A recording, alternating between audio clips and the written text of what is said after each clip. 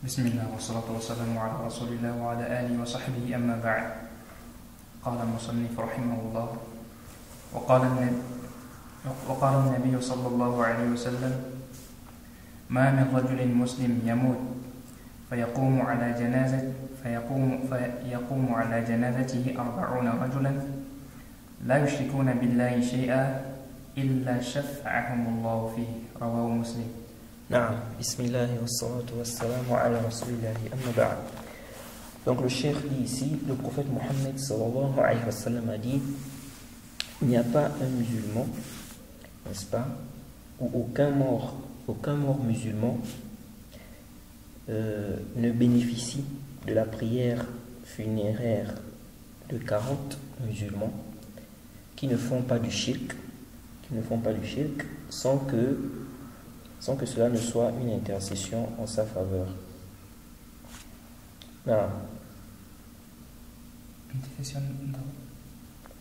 C'est-à-dire que des musulmans qui vont demander à Allah de lui pardonner, non.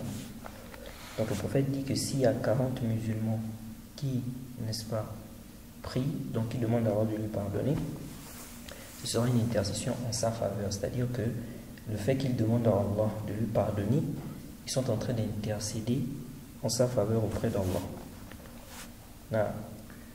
وقال من شهد الجنازة حتى يصلى عليها فله قيراط ومن شهد حتى تدفن ومن شهدها حتى تدفن فله قيراطان. قيل وما القيراطان؟ قال مثل الجبلين العظيمين. متفق عليه. Donc, le prophète a dit, celui qui va assister, n'est-ce pas, aux funérailles d'un musulman, bien aux funérailles, jusqu'à ce qu'on prie, n'est-ce pas, sur la dépouille, donc sur le mort, il aura donc un qirat. Ils ont demandé, qu'est-ce que c'est? Tout d'abord, il a dit ici, et celui qui va assister jusqu'à ce qu'on l'enterre, il aura 2 qirats. Ici, là, le prophète dit, celui qui va assister jusqu'à ce qu'on prie, il aura un qirat. Et celui qui va assister jusqu'à ce qu'on l'enterre, il aura 2. Donc, ça veut dire quoi? Ça veut dire que quelqu'un qui n'a pas prié sur le mort, il n'aura pas quoi? Il n'aura pas la récompense qui est ici, là, qui est mentionnée ici. Donc il faut prier sur le mort. Maintenant, est-ce que ici, prier sur le mort, il faut suivre la dépouille et prier sur le mort, ou bien la prière suffit? Ce qui est apparent, c'est que la prière suffit pour avoir un qirat là. Parce que c'est venu dans Muslim que le prophète Mohammed sallallahu alayhi wa sallam a dit, Man salla ala al-janaza. C'est venu dans Muslim que le prophète Mohammed sallallahu alayhi wa sallam a dit, Man salla ala janazatin wa lam yatba'ha falahu qirat. Donc celui qui va prier sur donc un mort, même s'il n'a pas suivi, il aura quoi? Le qirat. Donc le simple fait de prier, tu as le qirat. Donc lorsqu'il dit ici, وَمَنْ شَهِدَ الْجَنَازَةَ حَتَّى يُصَلَّ عَلَيْهَا, c'est-à-dire que celui qui va prier en réalité, n'est-ce pas, sur le mort. Donc ce n'est pas celui-là qui va suivre la dépouille depuis chez elle, tout ça jusqu'à ce qu'on emmène. Non. Le simple fait de prier, on a emmené le mort, tu as prié, tu auras quoi? Un qirat. Ensuite, celui qui va à l'enterrement directement, c'est-à-dire que lui, il va directement là-bas au cimetière pour attendre. Lui, il n'aura pas les 2 qirats qui sont mentionnés dans le hadith là. Je ne suis pas à l'enterrement, je ne suis pas au cimetière, tu n'arrives pas à donner un coup de main dans... Non, ici c'est pas une condition. Ici, c'est que tu sois là, tu assistes jusqu'à ce qu'on l'enterre. C'est pas une condition que toi tu participes. Voilà. Donc il a dit jusqu'à ce qu'on enterre. Il n'a pas mis comme condition que toi tu dois forcément participer. Donc le shahida là, ça veut dire celui qui doit prier. Le deuxième shahida là, il n'y a pas de condition pour. C'est-à-dire, je n'ai pas bien compris. Le shahida, le premier là. Le premier, oui, on a dit celui qui prie. Voilà. Le deuxième là, shahida, juste assister. Non, tu as prié et puis tu as suivi jusqu'à ce qu'on enterre. Jade. Voilà. ونهى النبي صلى الله عليه وسلم أن يجصص القبر وأن يقعد عليه وأن يبنى عليه رواه مسلم. Donc le cheikh ici nous cite un hadith. Il dit le prophète a interdit, n'est-ce pas, de crépir la tombe,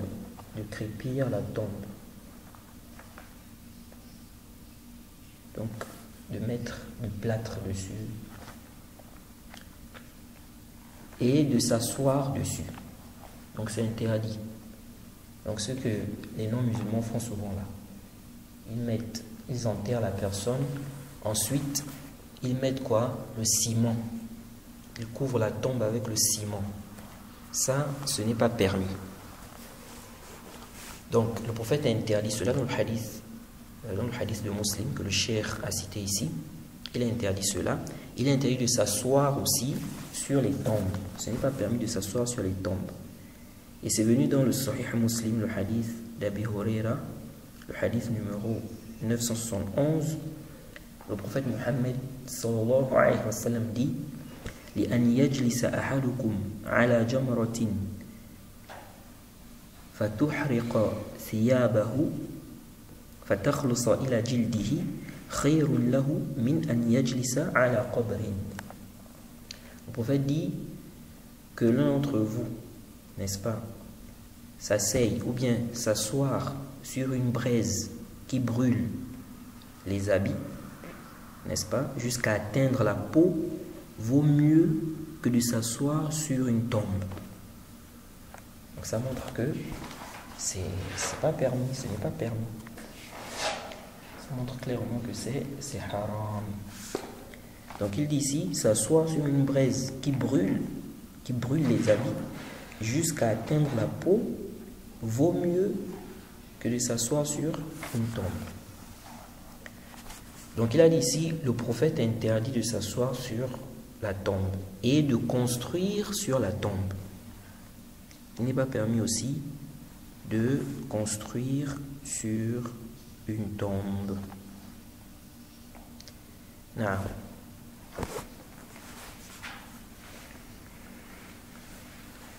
Les gens qui font genre, ils mettent le ciment au bord du tombe, mais au milieu, laissent le milieu là. Ils mettent le ciment où c'est? Au bord de la tombe, puis le milieu là, ils laissent, sinon là c'est plus répandu. Ils ont toujours mis ça sur la tombe, non? C'est toujours. Oui, c'est toujours. Ici, on doit laisser ça comme ça, comme les cimetières, comme c'est là dans les cimetières. On enterre, après on met le sable, c'est tout.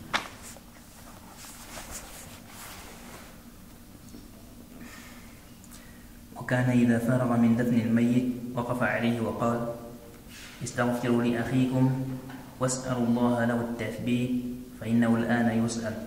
رواه أبو داود. واسألوا له التثبيت فإنه الآن يسأل.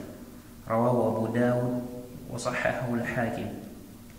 Non, il dit ici, lorsque le prophète terminait donc l'enterrement du mort, il, n'est-ce pas, se mettait debout, il faisait face et il disait: demandez à Allah pardon pour votre frère. Demandez à Allah de le raffermir, car en ce moment il est interrogé. Rapporté par Abu Daoud, authentifié par Al-Hakim. Le Cheikh Al-Albani aussi a authentifié ça. Concernant l'enterrement, bon, le Cheikh ici n'a pas vraiment détaillé, mais en résumé, il y a deux façons, on va dire, d'enterrer. On a ce qu'on appelle le lahd, et on a ce qu'on appelle le shaq. Jade.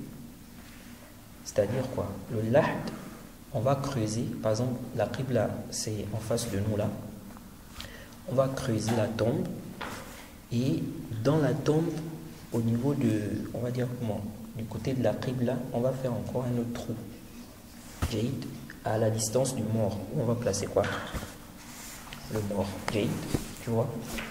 Donc on creuse. Ensuite, en direction de la qibla, on fait quoi? Un autre trou comme ça, on va placer le mort. Ensuite, on a le shaq. Le shaq, on va creuser. Et puis au milieu, on va encore creuser. Là, on va placer le mort, donc à la distance du mort. Donc les deux là sont autorisés. Maintenant, quand on met le mort dans la tombe, on le met en direction de la qibla. Ça veut dire quoi? On va le mettre du côté droit, sur son côté droit. Donc, disons que la qibla c'est en face de nous là. Disons, on va mettre, on a fait le lahd là-bas. Donc on va le prendre, on va le mettre comme ça, donc comment on appelle le visage en direction de la qibla. Donc les pieds seront en bas, on le met comme ça là sur le côté droit. Et si on craint qu'il tombe donc par, comment on appelle ça, par le dos, on peut mettre des trucs comme ça pour le caler, pour qu'il ne tombe pas par le dos. Et ça c'est la pratique des musulmans, comme a expliqué Ibn Hazm. Maintenant, si on le met du côté gauche, comme a dit Nawawi, il dit il n'y a pas aussi un problème. Mais on a délaissé ce qui est mieux. On a délaissé ce qui est mieux. Donc, ça veut dire quoi? Ça veut dire que si on le met du côté gauche, mais toujours en direction de la qibla. Maintenant, il y a des gens qui ont des shubhat, c'est surtout les non-musulmans. Ils viennent avec ça et ils embrouillent des gens. En disant que non, les musulmans, lorsque on enterre nos morts, on casse les bras, on casse les ceci, on casse les os, on fait des trucs comme ça. Ça, ce sont des inventions. Tu n'as pas entendu ça? Ils disent que nous, les musulmans, quand on enterre les gens, on casse les membres. Tu vois? Bon, je ne sais pas, est-ce que c'est l'ambiguïté? Quand ils ont entendu, on nous enterre, c'est-à-dire on place le mort en direction de la qibla, peut-être c'est ça qu'a mené la shubha ou quoi, je ne sais même pas d'où la shubha est sortie. Donc, souvent, il y a des chez nous, par exemple, bon, je ne sais pas chez vous, comme il y a souvent comment on appelle ça, des gens qui rentrent dans l'islam, mais des familles mécréantes. Donc, quand la personne meurt, souvent les parents ne veulent pas donner le corps aux musulmans. Ils disent non, vous les musulmans, on a appris que vous cassez les membres des morts, des trucs comme ça. Jusqu'à même, il y a certains imams qui parfois se sentent obligés de demander aux parents de venir assister. Comment on va enterrer leur enfant en fait. Tu vois, pour qu'ils voient que on ne casse pas les membres. Donc ça, ce sont des faussetés. Et au contraire même, le prophète Mohammed sallallahu alayhi wa sallam a interdit la mousla, c'est-à-dire de enlever les membres d'un mort, quelqu'un qui est déjà mort. Donc comment, dans l'islam, on va dire non, quelqu'un est mort, on va casser les membres et tout et tout. Non, tout ça c'est interdit même. Et ça fait partie des, comment on appelle, des choses qui sont sacrées, parce que le prophète Mohammed sallallahu alayhi wa sallam a dit quoi? Il a dit inna dima'akum wa a'radakum wa amwalakum haram. Il dit votre sang, vos honneurs, vos biens sont sacrés. Donc c'est pas parce que quelqu'un est mort qu'il ne rentre plus dans quoi? Dans ce texte-là. Donc on ne peut pas ici venir casser les membres du mort ou faire des choses vraiment qui ne conviennent pas, n'est-ce pas, sur quelqu'un qui est mort. En plus, celui qui est vivant, il peut se défendre. Mais celui qui est mort, il ne peut plus se défendre. Donc, vraiment, lui, la fortiori, il y a des choses vraiment qu'on ne doit pas faire du tout. Au point où les savants ont divergé, pour montrer à quel point ça, c'est vraiment une fausseté. Au point où les savants de l'islam ont divergé sur le cas d'une femme qui meurt avec un bébé. Elle est morte, elle est enceinte. Qu'est-ce qu'on fait? On ouvre son ventre, on fait sortir le bébé, ou bien on la laisse comme ça. Les savants ont divergé. Certains savants ont dit une femme ou bien des femmes vont faire sortir le bébé à travers son sexe. Si ce n'est pas possible, ils ont dit on laisse comme ça. On laisse. Donc le bébé va mourir. Jade. Et d'autres savants ont dit non. On doit opérer cette femme et enlever le bébé. Oui. Mais pourquoi les savants qui ont dit qu'on laisse le bébé là, si on n'arrive pas à faire sortir à travers le sexe, pourquoi ces savants ont dit ça? Justement parce que c'est rien qui est mort, on n'a pas le droit de découper le mort, comment on appelle ça, d'opérer le mort, des trucs comme ça. Donc ils ont vu que c'est pas permis. Le prophète a interdit aussi, comme on a dit, le prophète a interdit la mousse là, comme on a dit. Le fait d'enlever des parties du mort. Mais ce qui est sahih, c'est qu'ici là, s'il n'y a pas la possibilité de faire sortir l'enfant à travers donc, le sexe, on fait quoi? On ouvre le ventre, on enlève l'enfant. On ne doit pas laisser l'enfant mourir dans le ventre de la mère, parce que si on n'enlève pas, si on ne le fait pas sortir, c'est évident, il va mourir. Donc nous disons ici, là, oui, c'est vrai, il y a un mal dans le fait d'opérer. Ok? Il y a un mal parce que c'est quelqu'un qui est mort. Il faut quand même un certain respect. Mais ici, la vie de l'enfant, là, il y a une grande maslaha. Il y a une grande maslaha. C'est pourquoi les savants disent ici que, ici, là, on va dire le moindre mal. On va faire le moindre mal. Laisser l'enfant mourir comme ça, c'est vraiment un grand mal. Qu'on appelle ça, opérer, enlever alors qu'elle est morte et tout, c'est pas aussi, c'est aussi un mal, mais c'est quoi le moindre? C'est le moindre mal. Donc les savants qui disent que non, on laisse comme ça c'est pas une position qui est sahih. Donc je disais, on ne casse pas les membres du mort. Il n'y a pas, comment on appelle ça? Ça n'existe pas, qu'on casse les membres du mort. On enterre le mort, comme on a dit, on le met en direction de la qibla, on le place sur son côté droit. Le visage regarde la qibla. Okay. Et donc les pieds seront du côté, donc en bas. Là. Et aussi quand on met le mort, n'est-ce pas, dans la tombe, c'est venu dans le Mustadrak d'Al-Hakim, le récit numéro 1355, le prophète Muhammad sallallahu alayhi wa sallam a dit: Al-Mayyit iza wudi'a fi qabrihi falyaqul alladhina yad'unahu. Donc le prophète dit: Al-Mayyit iza wudi'a fi qabrihi falyaqul alladhina yad'unahu hina yud'u fi al-lahdi Bismillahi wa billahi wa ala millati Rasulillahi sallallahu alayhi wa sallam. Donc ça c'est ce qu'on dit lorsqu'on fait rentrer le mort dans la tombe. On dit Bismillahi wa billahi wa ala millati Rasulillahi sallallahu alayhi wa sallam. Ce hadith est authentifié par le Cheikh Al-Albani.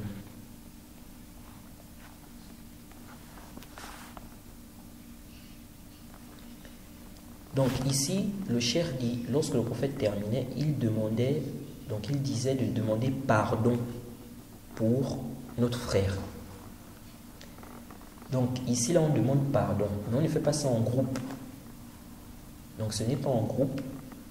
Par exemple, on va mettre quelqu'un qui va faire des doigts, les gens vont dire Amin, ou bien l'imam. Non. Chacun fait cela individuellement. Ça n'a pas été rapporté que le prophète faisait ça en groupe. Il a demandé de demander pardon. Il demandait pardon pour votre frère. Donc c'est pas que lui faisait des doigts et puis les gens disaient Amin. Il n'a pas recommandé cela. De même aussi les gens qui lisent, la sourate al-Ikhlas, Tout ça, ce sont des choses qui ne sont pas venues dans la sunna. De même, la lecture du Coran dans les cimetières aussi. Ce n'est pas rapporté. Ou bien ceux qui mettent les masahif dans les cimetières pour les gens qui vont lire le Coran. Tout ça, c'est des muhdathat, c'est des bid'a que les gens amènent dans la religion. Naam. Hein? Ah, donc là, on a eu tout. Il faut changer. Moi, je n'ai pas mené. Je n'ai pas mené mon crayon. ويستحب التعزية المصاب بالميت. Non, donc il dit ici, il est préférable de présenter ses condoléances. Il est préférable de présenter ses condoléances à celui qui a perdu, n'est-ce pas, un parent, puis on va dire aux parents du défunt. Non, et ça, ce n'est pas comme certains pensent. Maintenant, c'est 3 jours, ou bien ils vont rester à la maison, les gens vont venir pour faire ça, présenter les condoléances. Les condoléances, on peut présenter ça n'importe où. Ça peut être au téléphone, ça peut être lorsque vous vous rencontrez au marché, à la rue, peu importe l'endroit. Donc, on ne doit pas spécifier un endroit en disant que non, les parents du défunt vont se mettre là pour attendre les condoléances. Donc on peut le faire partout. Ça peut être au cimetière, en partant où vous vous êtes rencontrés. Ça peut être, donc tu as fait tes condoléances, tu as présenté tes condoléances. Ça peut être au marché, ça peut être à la rue, tout ça. Naam.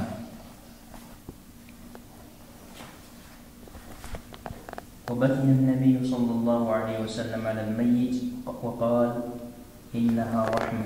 Et je rappelle aussi, ceux qu'on rapporte là, les gens qui disent que non, Omar avait dit que quand il va mourir, on doit lire la Fatiha. Sur lui, ça c'est pas authentique aussi, ça c'est pas prouvé. Non. Donc il dit وبكى النبي صلى الله عليه وسلم على الميت وقال إنها رحمة. non. Donc le cheikh dit ici, le prophète a pleuré sur le mort. Il a dit c'est une miséricorde. Donc ce n'est pas interdit de pleurer. C'est quelque chose de naturel. Tu as perdu un parent. Donc voilà, il y a la miséricorde qui est là, tu peux pleurer. Ce qui est interdit, ce sont les lamentations, comme le cheikh va expliquer ici. Naam. مع أنه لعن النائحة والمستمعة وقال مع أنه لعن النائحة والمستمعة. نعم. وقال زوروا القبور فإنها تذكر بالآخرة. رواه مسلم. نعم.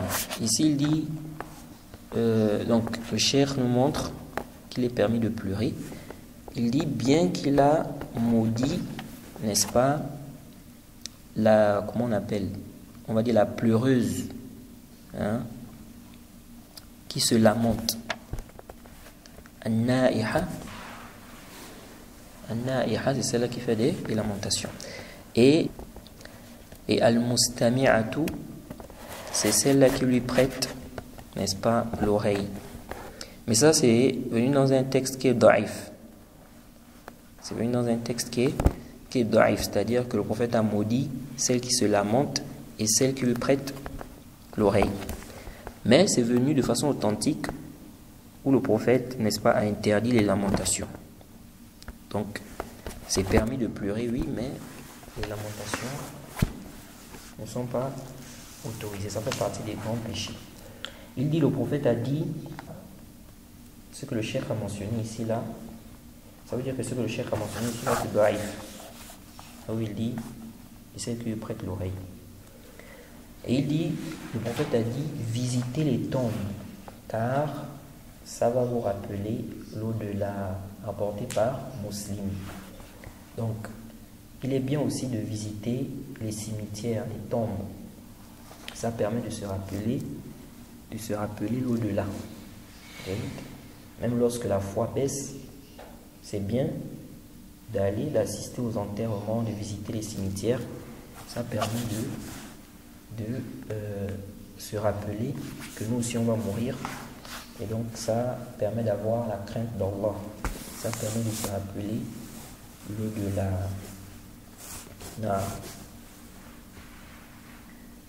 وينبغي لمن زارها أن يقول السلام عليكم أهل الدار قوم مؤمنين وإنا إن شاء الله بكم لاحقون ويرحم الله المستقدمين منكم والمستأخرين نسأل الله لنا ولكم العافية.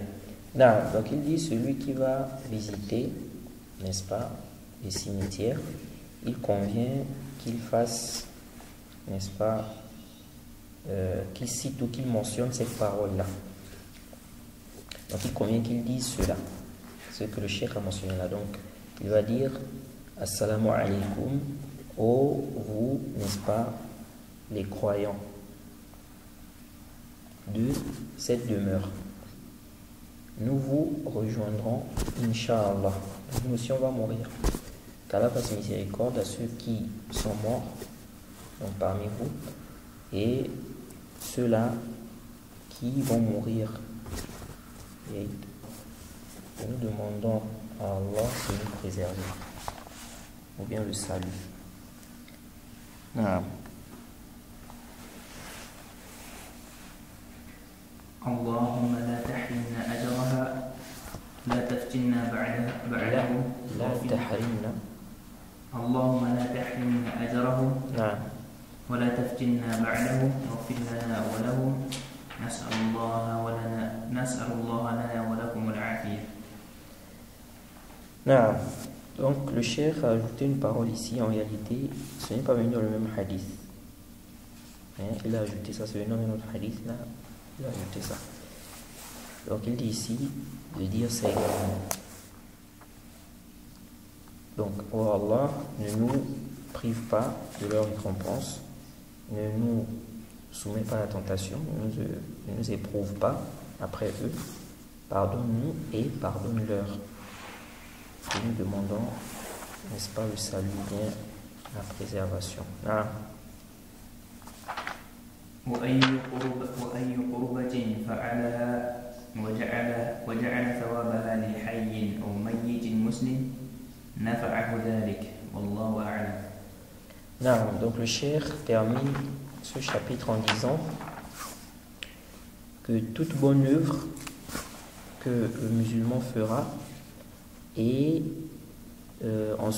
qu'ensuite il dédie, n'est-ce pas, il dédie ou bien destine la récompense de cette œuvre-là aux morts ou aux vivants musulmans, cela lui sera profitable. Allez le plus savant. Bon, ça, vraiment, ça nécessite des preuves. Ça nécessite des preuves. Ce qui est sahih, c'est que déjà, en ce qui concerne le mort, on ne peut pas. Qu'est-ce que le cheikh vise d'abord ici là? Il vise en fait, si tu as fait une œuvre, par exemple tu lisais le Coran, tu as fait une œuvre, une bonne œuvre, après avoir fait ça, tu peux dire par exemple, oh Allah, la récompense de la lecture du Coran là, donne ça, n'est-ce pas, à tel mort, ou bien à tel vivant. Alors ça nécessite une preuve. Ça nécessite quoi? Une preuve. Parce que déjà là on est dans l'adoration, ça c'est un. Deuxièmement, ça c'est des choses qui ont un rapport avec le monde invisible. Donc il nous faut une preuve qui montre qu'on peut faire un acte d'adoration et puis on demande à Allah de donner la récompense interne. Nous disons, là où on n'a pas un dalil, ok, on n'a pas le droit de spécifier cela. D'ailleurs, Allah a dit wa an laysa lil-insani illa ma sa'a. L'homme n'a que le fruit de ses efforts. Sauf là où on a un dalil. Par exemple, on dit tu peux faire la umrah, ou bien tu peux faire tel acte pour le mort. Jade. Et si on s'arrête au texte, on n'a pas le droit d'élargir ça. Et en plus, de cette façon comme le cheikh dit ici là. Wallahu a'lam. Non. Je pense qu'on va s'arrêter là. On a fini avec ce chapitre.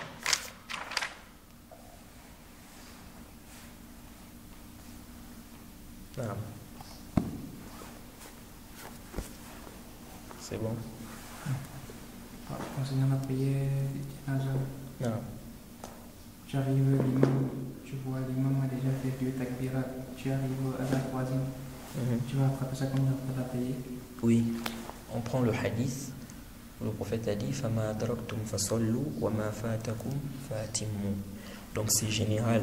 Donc tu rattrapes ça comme on rattrape quoi? La prière.